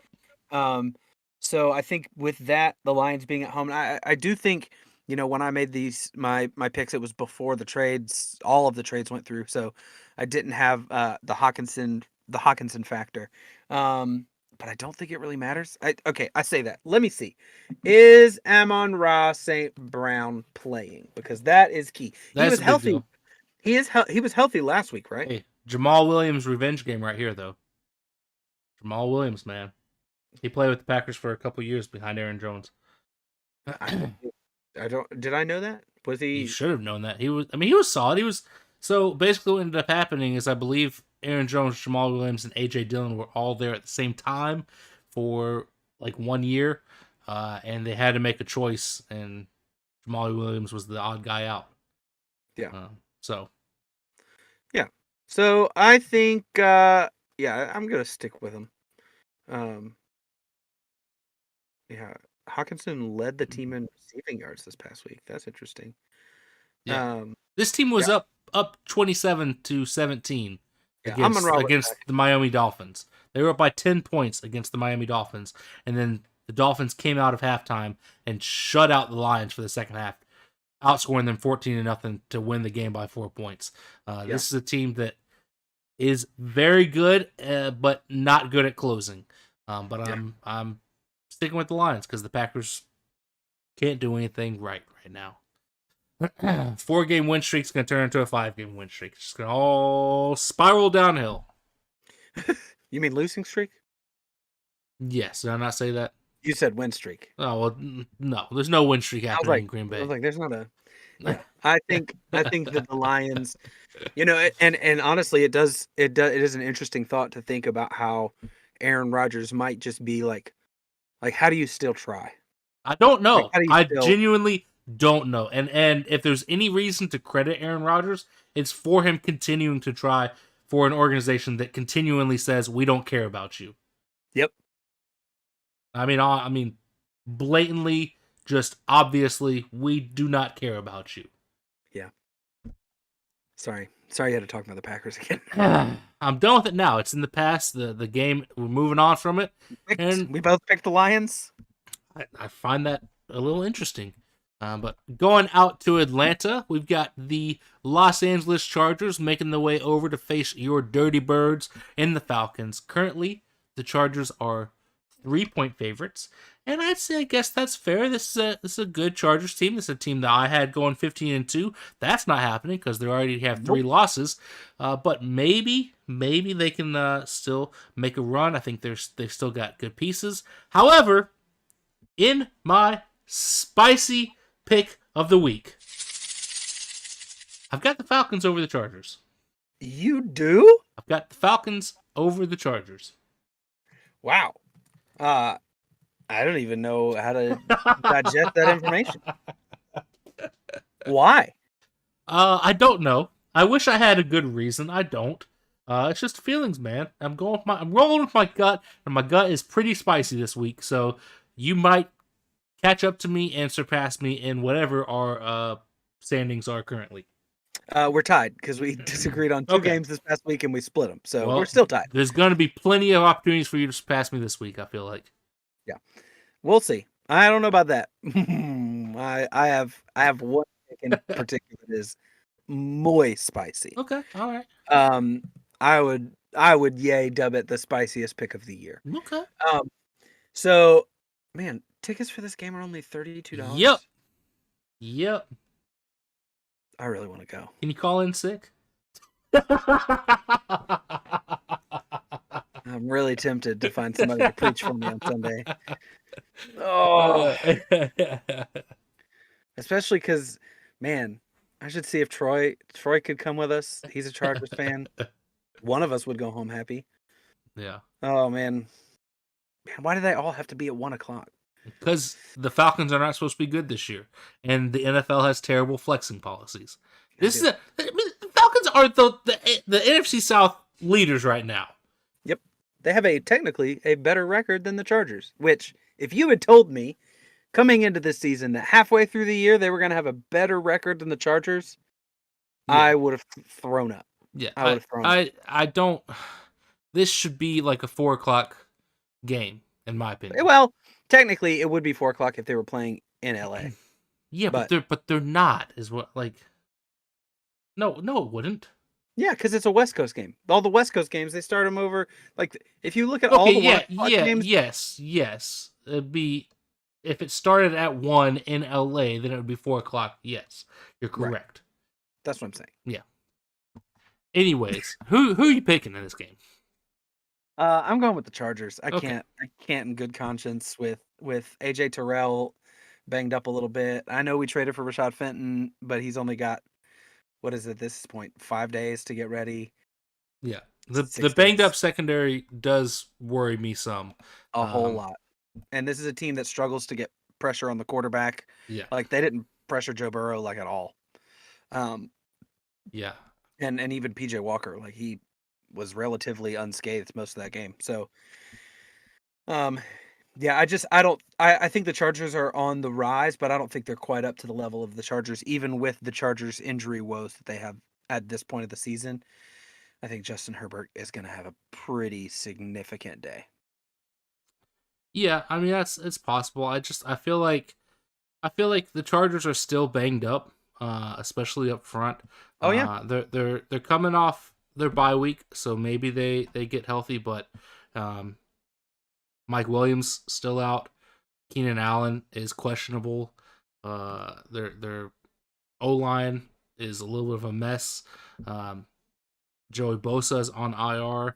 Like I feel like they're vulnerable. And this Falcons team is, I think, feeling good about themselves. I don't know. And they're opportunistic. Yeah. Yep. And they've been in every single game outside of the one against the Bengals. So, I don't know. I feel good about it. Moving on, we have the Miami Dolphins making their way up to Chicago to take on the Chicago Bears. Miami on the road, 5-point favorites. That's who I have winning. I don't think that the Bears are good. They just trade away two of the best defensive players. Defensive players. And the Dolphins made some nice moves. I'm excited to see how those moves pan out for them. I think this is a good Miami team that is pushing their chips all in to go make a run at this thing. So I've got the Dolphins winning. Who you got, man? Yeah, I'm with you. I think I'm going with the Dolphins. Sorry, I was also looking up how long it takes us to get from, if we left the church, how long it would take us to get to the stadium. We could get there in an hour and a half, which means we'd be 30 minutes late. We all know the game doesn't start at 1, so... You still got to find parking and get into the stadium and deal with the game traffic. Listen, we can do all of that. I don't know if we can, man. Even if we're an hour late to the game, that's only what, like a quarter? We'll be fine. We'll think about it. Maybe I'll just preach a short message that day. I'll just be like, hey guys, go be good people and love people. Jesus is great. Have a good week. ELE. Everybody love everybody. Today for church, we're going to watch Semi-Pro. I don't see how this could go wrong at all. Um, oh man, this is how you know I like my job, is that I'm not actually gonna do any of these things. So anyway, yeah, I've got the Dolphins. I would not be I would not be surprised though if this game is closer than we expect. The Bears have been playing. I will give Justin Fields his flowers, man. The last 2 weeks, he has looked solid. He's And I'm looked not good. going to say He's he's looked looked good. great, but Yeah. he's looked solid. And he's looked worthy of bringing in a receiver like Chase Claypool to help him. Now, is this something that is a sustained success? I don't know. Maybe it's game plan based, that they're not asking too much of him. They kind of realize what they have in him. I do think that this Dolphins defense is probably too good for him to overcome. And especially with the fact that the Bears are pretty one dimensional. And so I don't know how, especially, and the Dolphins are a team that they're going to stack the box. They do it all the time. They stack the box and they show you different kind of looks. And so they disguise their pressure well. You don't know where it's coming from. Sometimes that can spell disaster for a team that runs. If you blitz the wrong gap and the running back goes through the other, you can give up big runs. Yeah. But I like the Dolphins in this one, but I would not be shocked if the Bears come out and kind of make a statement win here Yeah. to beat the Dolphins. That's fair. That's fair. Let's go over to Ohio. We have the Carolina Panthers coming off of a game in which they should have won if they had a kicker who could make a kick. Battle of the Big A Cats. kicker who could make 2 kicks. They definitely would have won, but they don't. They end up losing in overtime to the Falcons. Heading in to Cincinnati to take on the Cincinnati Bengals, coming off a ugly loss to the Cleveland Browns Monday Night Football, where they just got dominated in all areas. Yep. Wasn't that game 24-0 at the half? I believe it was something like that. Yeah, it was not rough. close. It was rough, but nonetheless, Vegas has Cincy as 7-point favorites against this Carolina squad. I think that's fair. Cincinnati is the better team, although that offense looks pretty rough without Jamar Chase out there. It's not nearly as scary, and I think the Bengals could be in for a little bit of a slump while Jamar is gone, and that is why in my second spicy pick of the week, What? I have the Carolina Panthers over the Cincinnati Bengals. Wow. Yeah, I don't even know how to address that, man. I think you're a little bit of a crazy person. Again, I have not a whole lot of reasoning for it. I am concerned about the Bengals. They looked bad, like just straight up bad against the Cleveland Browns. And while Cleveland is good, I don't think they're anything special, especially in their current state. And so I don't think the jump between Cleveland and the Panthers is necessarily that great. I'll phrase it that way. And so I do think Cleveland has I do think Cleveland has bigger playmakers and more potential to be good than this, and a way better Carolina offensive squad. line. Sure, but the Panthers have looked good with PJ Walker at the helm. He's going to continue to get the starting job, as far as I know, until he loses it. They should have beaten the Falcons on Sunday. They beat the Bucs. I think they're feeling good. I saw something about this team is rallying around Steve Wilks as their head coach because they feel like he got screwed over in Arizona, and so they want to put on their best performance to help that guy get a job as a head coach in the NFL. If it's not for the Panthers. So I think this Panthers team, I think they're feeling themselves a little bit. That's what I'm rolling with. Yeah, I mean, PJ Walker, I almost legit or counterfeited him today as well. He was a thought that I had, but I'm not quite ready to even ask that question yet. Fair. But right now, I mean, he's 62% completion percentage, which is okay. Like that's not terrible. It's not really starting QB level. Hey, that's what Panthers are used to. That's true. He's touchdown to interceptions is 3-1, which is pretty nice. Um, It's good enough. I mean, that's what it is. yeah, Yeah. yeah. Listen, So he's nothing fantastic, but I do think it's very interesting that they trade away their best offensive piece in Christian McCaffrey. They lose their presumed starting quarterback, and they're still just going out there and putting up a fight, being scrappy, and winning games that they have no business winning against the Tampa Bay Buccaneers, and should have beat the Falcons. So I don't know. I think it's an interesting. I think it's an interesting spot that Carolina's in. yeah. Hey, listen, I have no problem with them not beating the Falcons because a Hail Mary is just a lucky play, and then they got unlucky with their kicks. The luck I don't think there was righted anything. itself. I don't think there was anything lucky about the ball placement of that 67-yard pass. That Listen, I think that everybody will tell you that every Hail Mary is a good portion luck. right, but that's traditional Hail Marys where you have like three guys down there surrounded by five defensive players, and it's just everybody. It was not like a classically designed Hail Mary. It was a guy going on a go route, and he placed it perfectly. He placed it right in his arms. He did, but I don't know if like you think about what happened in that play with PJ Walker like spinning around 2 times, breaking out of coverage. I think he even pump faked one time. Like Yeah, fair. this is not like just standing there watching a guy run 50 yards and then chucking it. Like I think there's an element, a pretty significant element of luck to it. To any Hail Mary. Some. I don't want to just discount it because it was against the Falcons. It's also a But little thing called will. Little thing called will. a little Will. Willing it to happen. Little Willie. Little Willie. I mean, I think if you're all in, man, just go be a fan of this Panthers team. No, don't make me do that. We can be an NFC South podcast. I do really and- like PJ, but I don't like him that much. I know you do. You're talking about his little Willie.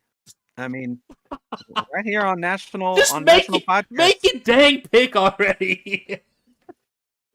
I don't know, whatever the opposite of what you did was. That was craziness. I'm taking the Bengals. I think the Bengals are starting to click. I think they had a little hiccup because Jamar wasn't there. It does do a disservice to Joe Burrow, who likes to hold on to the ball a little bit longer, Yep. that he is without one of his targets. But like, hey, Bengals, run the ball.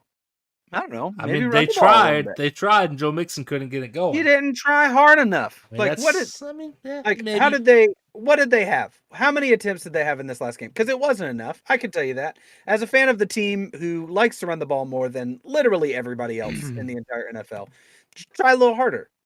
We don't have great running backs. We don't. We have Tyler Algier is our lead running back right now, and Caleb Huntley, 5th-round pick and an unsigned free agent. That's who's leading it. You are correct. They did not try enough because they ran the ball 10 times. Yeah, versus 35 pass attempts. and one of those runs was Joe Burrow, which Yeah. I think was a QB sneak. Yeah. So you've got 9 rushing attempts, and you don't have Jamar Chase. Like, what are you doing, you doofus? Like, I mean, but again, part of it is that they were playing from behind for a large portion of that, and you had Cleveland on the other side controlling the clock by running the ball like crazy with Nick Chubb. So, I mean, Cleveland had the ball for 13 and a half more minutes. Almost an entire quarter extra. but they did it because they did run the ball. Like, Right, you're gonna that's- lose. You're gonna lose I mean- the clock battle if you run the ball 8 times with Joe Mixon. Right. I'm just saying that it wasn't.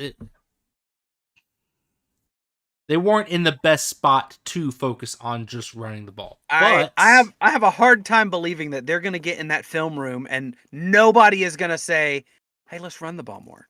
Like, somebody's that's gonna be like, probably fair. "You know, you only gave Joe Mixon 8 touches, right? Yeah. You doofus." Yeah.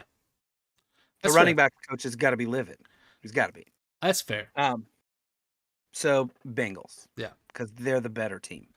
Well, let's go out to Foxborough. We have the Indianapolis Colts, the Sam Ellinger-led Indianapolis Colts, with a new OC heading into New England to face the New England Patriots. Currently at home, the Patriots are 5.5-point favorites.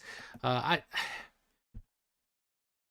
don't care for this Colts team anymore. I'm over them. I'm done with them.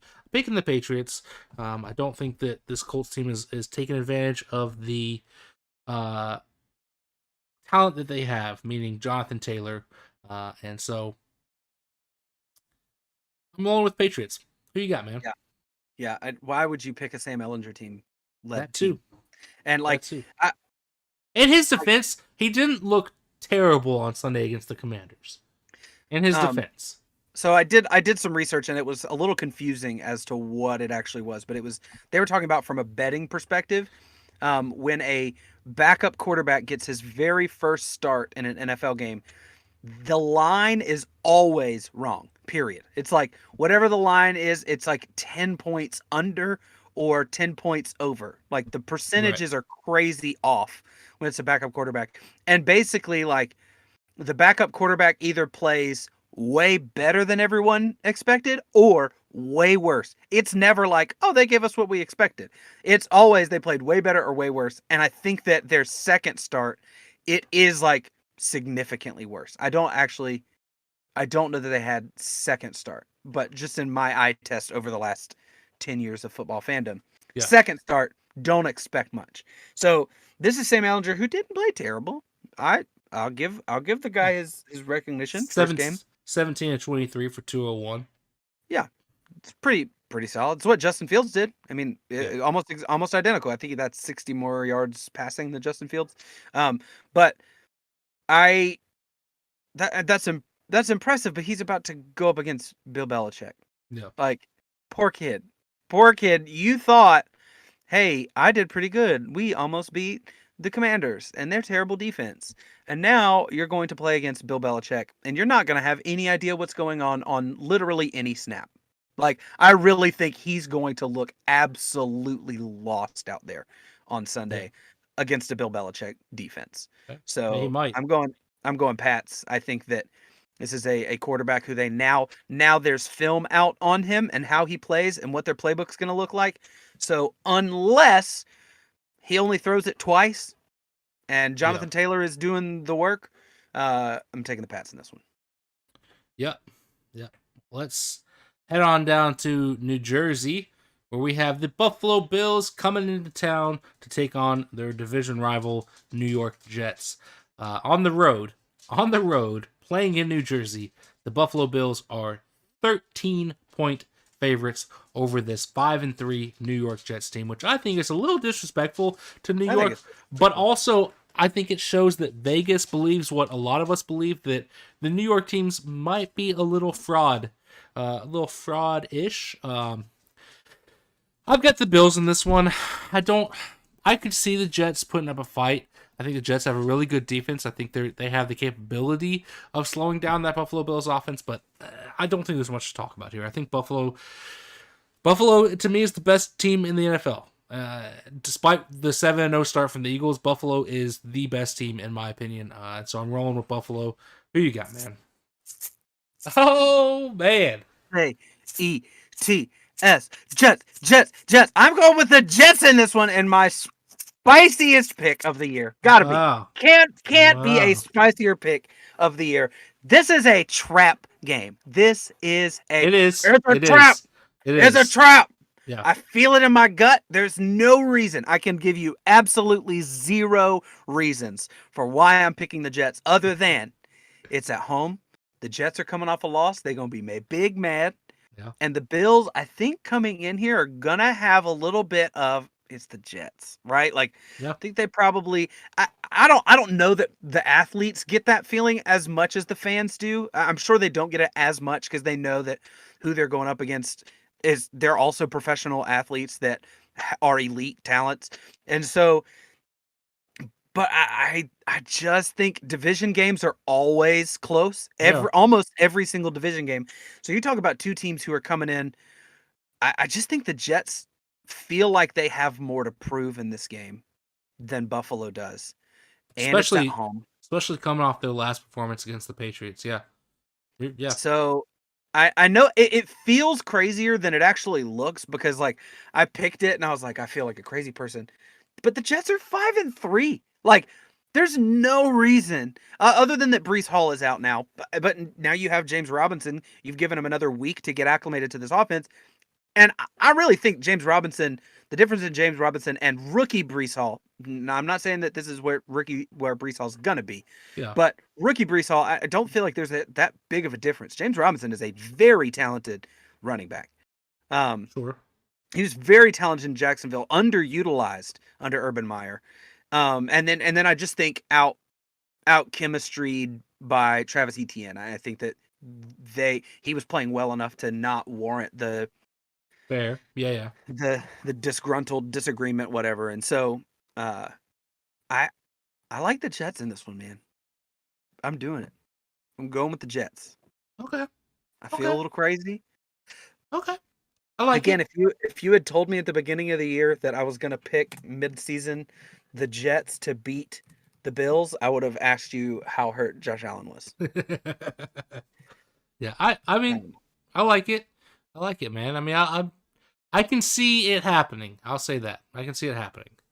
It makes me feel slightly less crazy.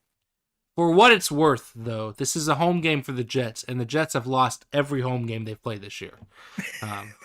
Actually, hold on. They haven't lost every home game they've played. They're 1-3. They're 1-3. They're 1-3. So all of their losses have been at home. That's what I meant to say. Yes. Okay, that's it. So, just for what it's worth.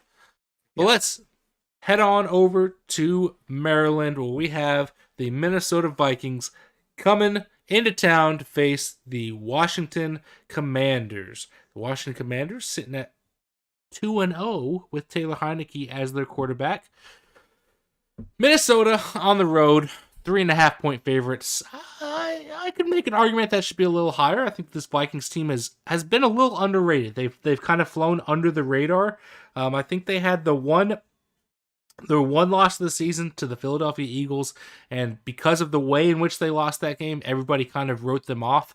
But this Minnesota team has been quietly taking care of business. They have faced some definitely inferior talent, and maybe they've been the beneficiary of a fairly easy schedule. But I believe in this team. I think they have a lot of really good pieces, and this is a team to watch out for. And that offense, adding T.J. Hawkinson, should only make it that much scarier. Oh man, I think I'm gonna do it. I'm picking another spicy pick, man. No. So initially, I did not. I thought about it, and I was like, oh, I can't do it. I can't pick Washington. I've got to roll with Minnesota. But you talking about the Jets beating Buffalo just kind of swayed me, for whatever reason, to just add more spice to this podcast.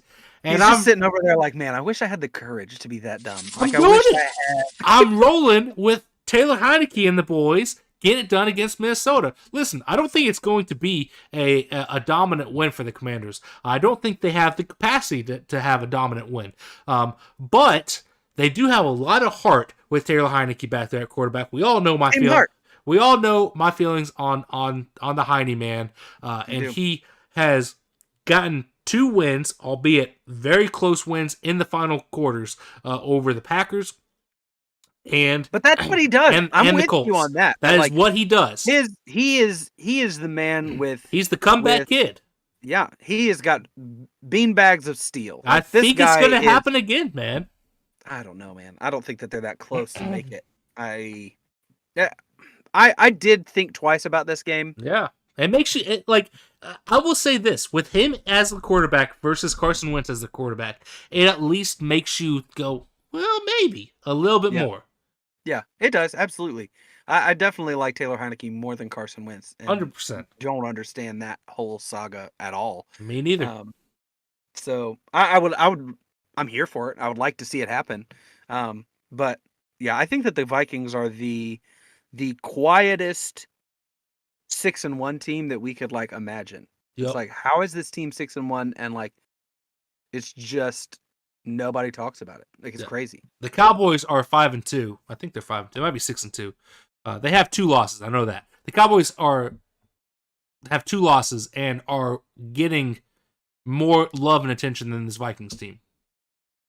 It's also because Dallas is their defenses. Sure. But again, beautiful. I don't think they've necessarily played outside of Philly. I don't think they've necessarily played any better opponents than this Vikings team has. I mean, especially because they've played the AFC North. Right. Played the Lions, the Bears. Yeah. Yeah. Huh. Huh. Huh. It's because they're Anyways, Dallas. I say It's all because they're this, and Dallas. And they love Dallas. I'm giving Minnesota tons of love, but I'm picking Washington. I'm rolling with it. Yeah. I'm not. Let's head on over to Jacksonville, where we have the Las Vegas Raiders coming into town after getting shut out by the Saints to face this Jacksonville Jaguars team. Currently, Vegas on the road are 1-point favorites. If you live in Jacksonville, you want to go see some football played, you don't really care if it's good or bad, tickets are as low as $26. I would probably pay $26 to go see these two teams. Mine says 27. I don't know what kind of discount you're getting. I don't either. I have the rate. One point favorite in Jacksonville? Yeah. That's disrespectful for a team that just got shut out by a team that had 2 wins. Yeah. I'm rolling with the Raiders though. I'm hoping. Why? Because I'm hoping that shutout loss was eye opening to them, and they can bounce back from it. I don't know. What about this team makes you think they can bounce back from anything?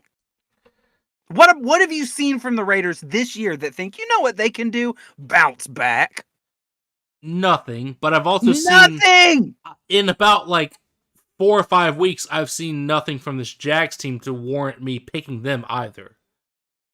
They've handled bad teams. Sure, but I don't think the Raiders are a bad team. I think they are playing like a bad team. They have been outside of Sunday, they've been in every single game they've played. I say the Jags handled bad teams, but they lost to the Texans. Thank you. That's what I'm saying. This game's like a toss-up. It's like I gotta pick one of them, so I'm rolling with the Raiders. Their losses have been against the Broncos, the Giants, the Colts, the Texans, and the Commies, and they beat the Colts in week 2, 24-0, and the Chargers in week 3, 38-10. Whatever happened there? That was like, we talk about chaos season. That is chaos still to look at. Yeah. But the Raiders, their only wins are against the Broncos and the Texans. And they lost to the Chargers in week 1, lost the Cardinals, lost the Titans, lost the Chiefs. So their losses are a little bit more impressive than Jacksonville's. But I'm going with Jacksonville. I think Jacksonville's a better team. Yeah. This is a team that's on the rise versus a team that's on the decline. So, and the Jags are at home. So that's why I'm really going with the Jags. Raiders are 0-4 away. Jags are 1-3 at home. So somebody has to win. Fair. Let's head out to the desert where we have the Seattle Seahawks taking on the Arizona Cardinals. The Seahawks flying high at 5-3, and the Cardinals still being the question mark of the NFL. But for some reason, Vegas has the Arizona Cardinals as 2-point favorites. Incredibly disrespectful to the Seahawks team. This is a team that everybody wrote off going into the season, and somehow this Seattle team is sitting atop the NFC West. And that is why I have the Seahawks over the Cardinals. I think they're the better team, which is surprising. I would not have said that 2 months ago, but Seattle has shown a lot, and I'm rolling with them. Who you got, man? I also have the Seahawks. Call of Duty came out on Thursday or on Friday, so Kyler Murray has not been thinking about football since that happened. He's probably called in sick to practice a couple times. He's just been playing Call of Duty. No, I think I understand why the Cardinals are 2-point favorites. There's also this aspect of Vegas that I think is understated, that they're trying to get people to bet both sides equally, right? Right. So like they're trying to say, okay, how do we get people to bet on the Seahawks to win this game? Or to bet equally, and they're like, okay, I think that people will take the bait if we say that the Cardinals are 2 points better.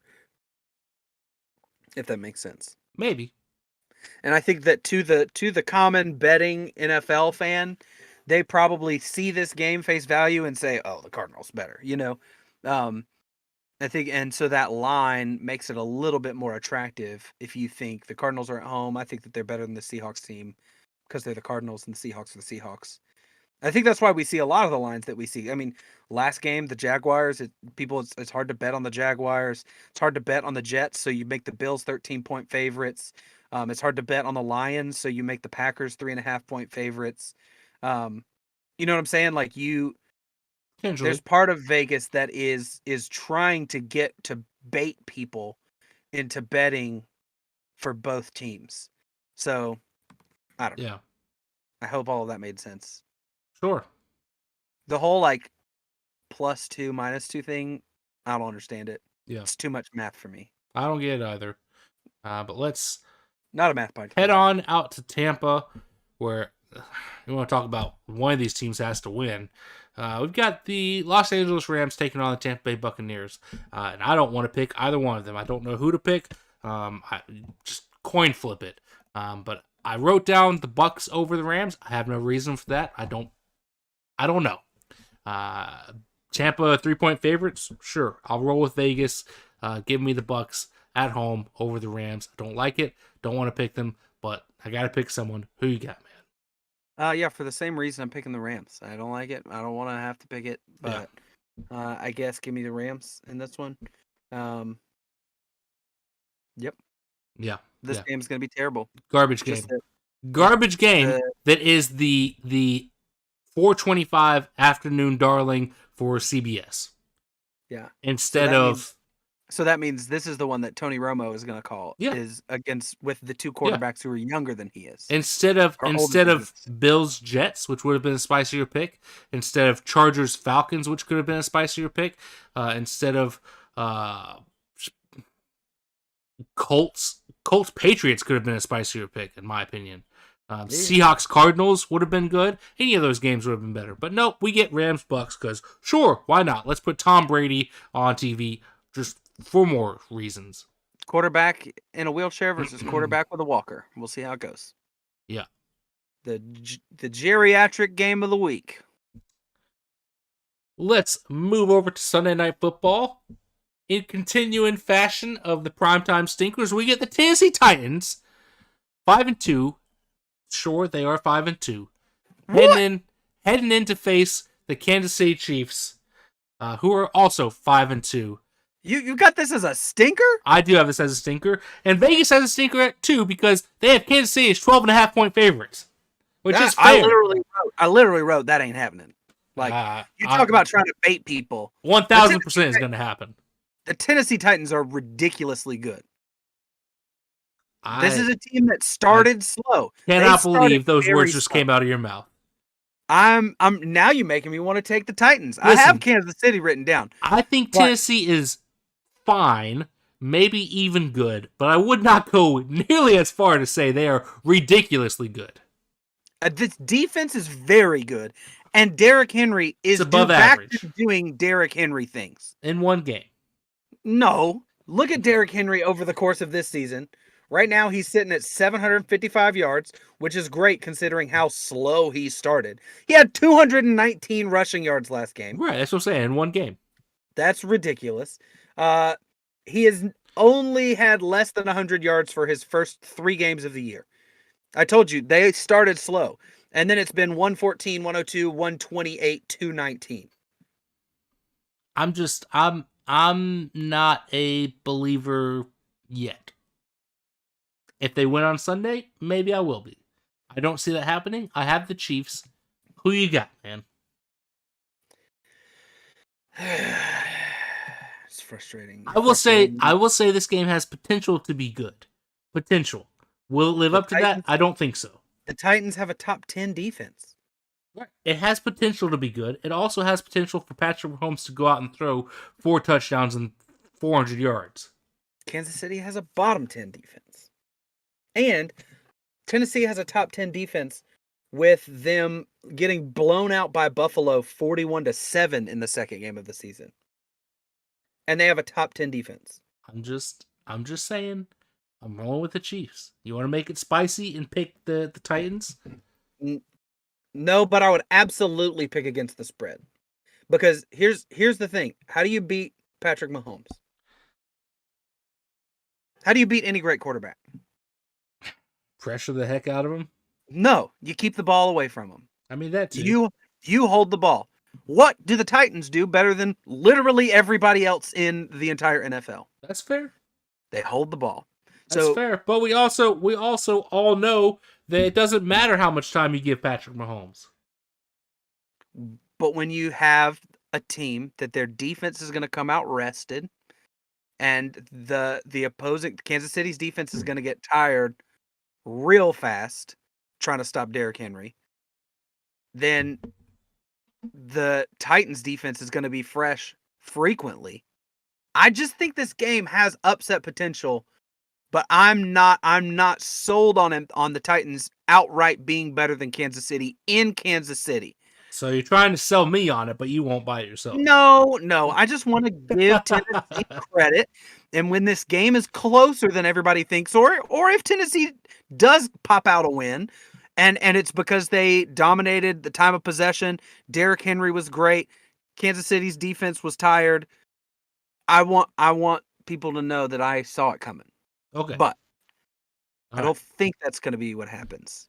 Sure. Or if it is what happens, I still think that Kansas City has enough in the tank to overcome Tennessee. Okay.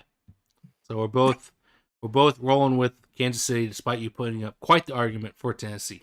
Yeah, I just think 12.5 points is disrespectful. Okay. Disrespectful to a team with the exact same record. Okay. Don't you patronizingly okay me. Moving over to Monday Night Football. You didn't pick the Panthers to beat the Bengals. The Bengals are in a vulnerable spot, man. The Chiefs are not. Chiefs have Panthers are still the Panthers. Yes. But they're starting an XFL quarterback. Okay. We're not going to get into the quality of developmental league quarterbacks. I mean, okay. Agree to disagree, but we'll see. We will see! Moving over to Monday Night Football, we have the Baltimore Ravens making their way down to New Orleans to take on the New Orleans Saints. The Ravens on the road are 3-point favorites, which might be a little disrespectful to a Saints team that just blew out a team 24-0.